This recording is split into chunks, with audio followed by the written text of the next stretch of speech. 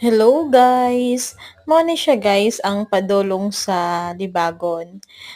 Mao ni siya ang time nga mga tumi sa Kawayan Libagon para visit ni Mama Mary. Inahan sa kanunay panabang. Mao na siya ang miraculous nga Mama Mary. Mao na siya ang ah, always gina-visit namo every Wednesday ang iyahang simba. So, every Wednesday, pwede ka mo adto sa Kawayan Libagon para makita nimo si Mama Mary.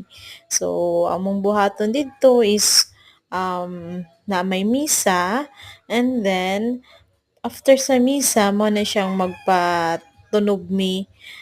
Patunog is meaning imo siyang muluhod ka sa tubangan ni Mama Mary, and then ang iyang picture is kuhahon siya sa tigbantay ana nga kapilya, and then ana siya ipakisa imuha, ipa ipa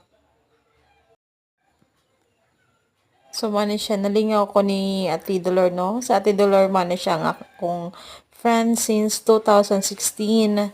So every time nga murag feeling na ho dili ko okay, ako siyang kanon na istoryahon by visiting in the chapel.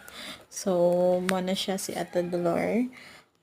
Always na siya ga-advise, ga nasa na siya ikuan mga problem sa iya hapong kaugalingong pamilya, sa iya kaugalingong personal nga kinabuhi.